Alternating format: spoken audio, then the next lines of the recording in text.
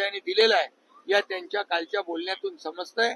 आणि अशा प्रकारचा प्रधानमंत्री देशाला लाभलेला आहे, आम्हाला लाभलेला आहे, हे आमचा खऱ्या अर्थाने अभिमान आणि स्वाभिमान आणि गौरव आहे।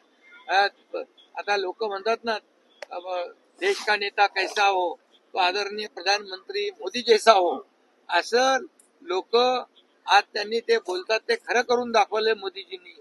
कारण एका बहिणीचा सिंदूर किती महत्वाचा आहे आणि ज्या पाकड्यांनी सिंदूर पुसण्याचं काम केलं, 27 आमच्या निरपराध बेकसूर यात्रेकरूंना जे आतंकवाद्यांनी लक्ष केलं, ठार मारलं, त्याचा बदला पाकिस्तानच्या बरोबर पाकिस्तानला धडा शिकून मोदीजींनी घेतलाय। त्यांनी आता म्हटलेलं आहे अभी सिर्फ पीओके पे चर्चा होगी, दहशतवाद पे चर्चा होगी, बाकी कोई चर्चा नहीं होगी। असा प्रधानमंत्री कधी भेटला होता कोणा? आणि म्हणून अशा प्रधानमंत्र्यांच्या मागे पूर्ण देशाने उभं राहिलं पाहिजे। शिष्टमंडळ जे ते गेलेले आहेत त्यामुळे पाकचा जे चेहरा मोहरा ते प्रत्येक देशात पूर्ण दौरा जो ते यश आहे आणि या पद्धतीनं शिष्टमंडळ आपली भूमिका मांडते आणि भारताची काय नेमकी कुठली दिशा असेल हे देखील सांगतात। खरं म्हणजे मोदी साहेबांनी अतिशय ही जी काय त्यांनी भूमिका घेतलेली आहे, त्यांची जी काय संकल्पना आहे ती तारीफे काबिल आहे। त्यांना धन्यवाद द्यावे तेवढे थोडे आहे। कारण भारताची भूमिका दहशतवादाबद्दलची, पाकिस्तान बद्दलची आणि पाकिस्तानने इतके वर्ष आपल्यावर हल्ला केला आतंकवाद्यांच्या माध्यमातून, तरी सुद्धा आपल्या यापूर्वीच्या राज्यकर्त्यांनी काही चूकी न केलं नाही, तर त्यांना काही याच्याबद्दल देशाच्या बद्दल अभिमान वाटला नाही। परंतु मोदी साहेबांनी आल्यानंतर जे आतंकवादी आणि पाकिस्तानच्या विरोधामध्ये जो कारवाईचा धडाका लावलाय ते पाहता खऱ्या अर्थाने देशवासियांसाठी ही गौरवाची बाब आहे। आणि त्यांनी आपली बाजू पूर्ण जगभरामध्ये आपल्या शिष्टमंडळाच्या माध्यमातून पोहोचली पाहिजे। कारण आपली बाजू सत्याची आहे, आपली बाजू खरी आहे।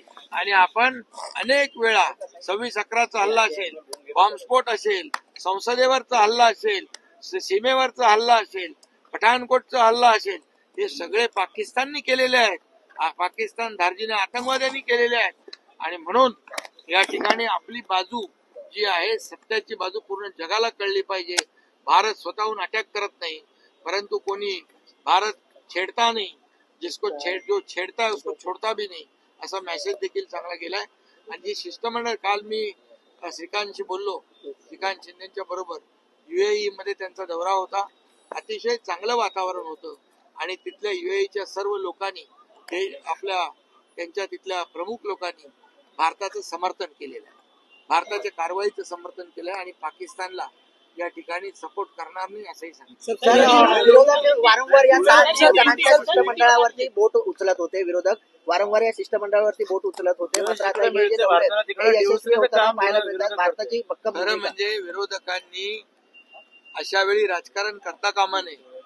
विरोधकांनी हा देशाचा मामला आहे, हा देशाच्या खरं म्हणजे अस्मितेवर हल्ला झालेला आहे, हा मानवतेवर हल्ला झालेला आहे। त्यामुळे अशा वेळेस प्रधानमंत्री महोदयांनी जी घेतलेली भूमिका आहे त्याच्या सोबत या विरोधकांनी देखील या ठिकाणी उभं राहिलं पाहिजे। परंतु दुर्दैवाने अशा प्रकारच्या दौऱ्याची टिंगल करत असतील तर मग दुर्दैव आहे। आणि म्हणून माझं एकच म्हणणं आहे की आपला देश, आपले देशवासी आणि देशभक्ती, आपल्या भारताचं देशाचं रक्षण याला प्राथमिकता मोदीजी देत आहेत। त्यांच्या मागे दुनिया उभी आहे आणि आपले विरोधक त्यांच्यावर टीका करतात, हे दुर्दैव आहे।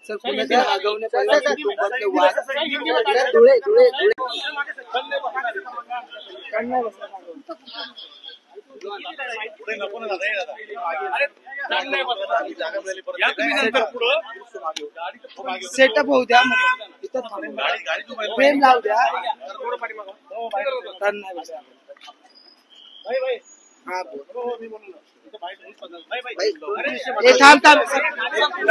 लक्षण ऑपरेशन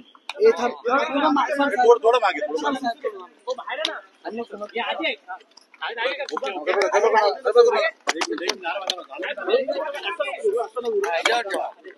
थोडं बूम बाहेर घे. बरोबर आहे ते सगळं. छत्तीसगडचं ऑपरेशन छत्तीसगडला नक्षलवादाचा खात्मा जो आहे तो करण्यात आलेला आहे. छत्तीसगडमध्ये नक्षलवादाचा खात्मा करण्यात आलेला आहे.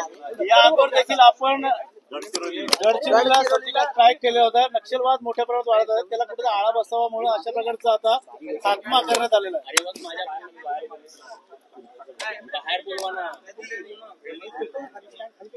तोपर्यंत तुम्ही कॅमेरा ऍडजस्ट करा.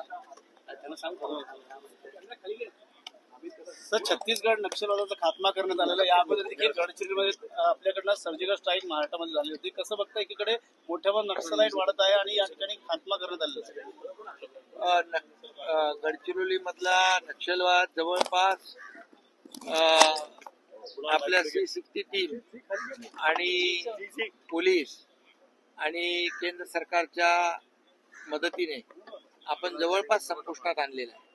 आता गेल्याच आठवड्यामध्ये आदरणीय प्रधानमंत्री मोदीजींच्या मार्गदर्शनाखाली आणि केंद्रीय गृहमंत्री अमित शाह साहेबांच्या नेतृत्वाखाली या ठिकाणी मोठा नक्षलवाद जो आहे त्याच्यामध्ये 27 जवळपास नक्षलवादी मारले गेले आणि सगळ्यात मोठा त्यांचा नमला केशवराव उर्फ बसवराज हा जाल नक्षलवादी यामध्ये ठार झालेला आहे.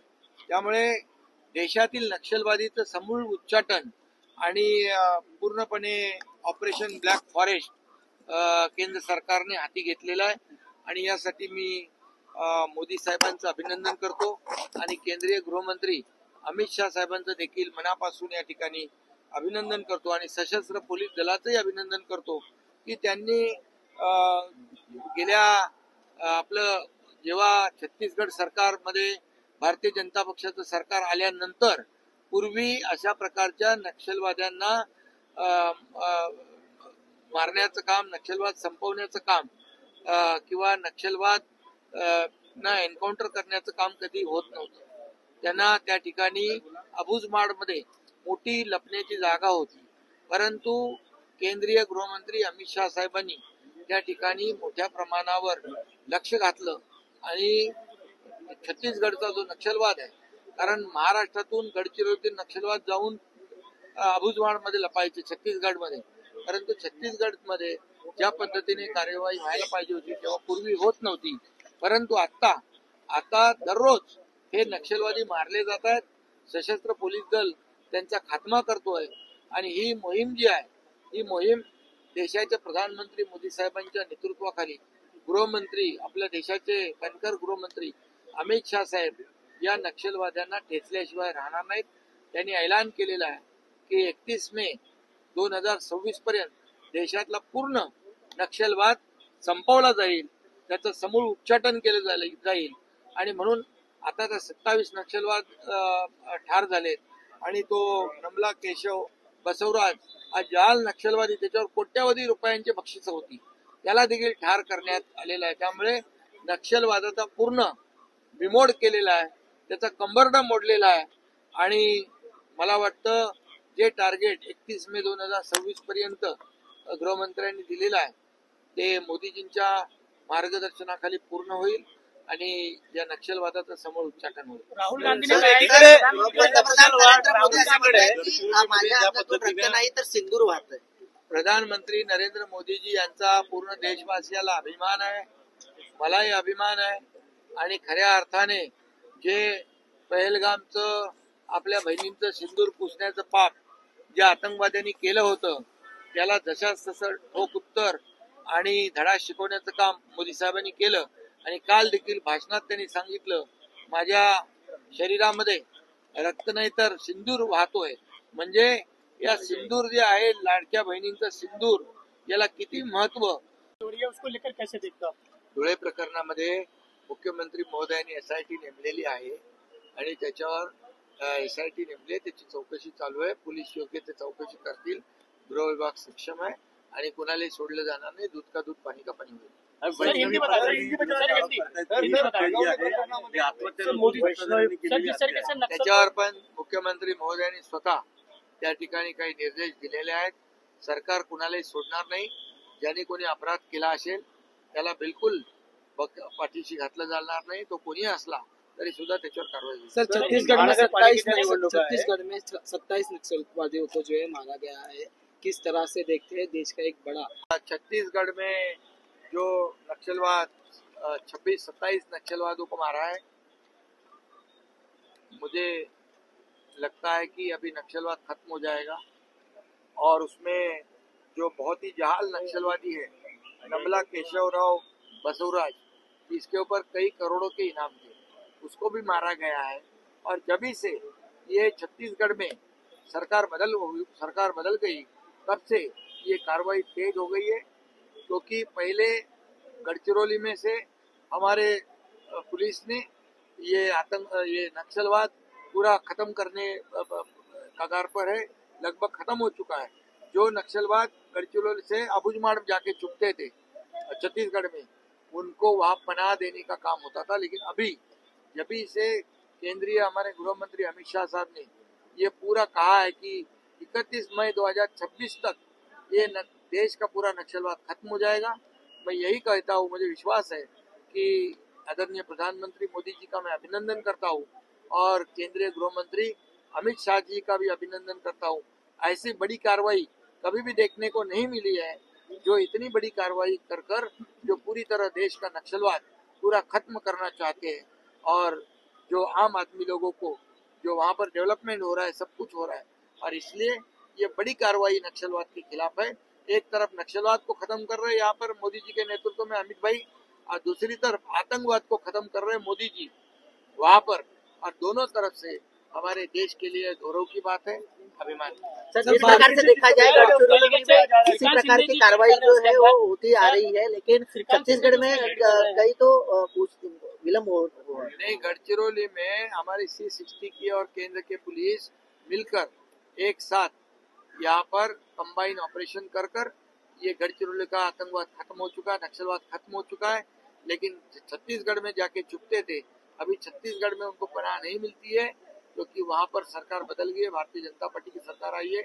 और मोदी जी के नेतृत्व में अमित भाई ने, गृह मंत्री जी ने पूरी तरह ये जो नक्सलवाद खत्म करने का बेड़ा उठाया है. और उन्होंने कहा 31 मई 2026 तक देश का पूरा नक्सलवाद खत्म हो जाएगा. ये हमारे देश के लिए बहुत बड़ी बात है. सर, जिस प्रकार से जिस तरीके से लीड कर रहे हैं अबू धाबी में भी, पाकिस्तान के बेखनाक जो शासित है उसको भी सामने लाने की कोशिश कर रहे हैं, कैसे देखता है उन चीजों को? पाकिस्तान का जो पाकिस्तान को बेनकाब करने का काम हमारे देशवासियों ने किया है.